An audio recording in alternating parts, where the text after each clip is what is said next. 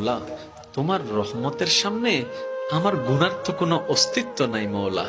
আমার গুনাহ না হয় পাহাড় পরিমাণ হবে, বেশি থেকে বেশি আসমান পরিমাণ হবে, না হয় পুরা পৃথিবী পরিমাণ হবে। তোমার রহমত তো অগণিত, তোমার রহমত তো অসীম, তোমার রহমত তো আনলিমিটেড। এবার রব্বে করিম বলে, তাহলে ঘাবড়াস কেন, তাহলে মন ছোট করস কেন? আরে গুনাহ করেছো তো করেছো, কি হয়েছে? একবার তো তওবার মাধ্যমে আমি রবের দরবারে ফিরে আই। মওলা, ফিরে আসতে পারবো তো?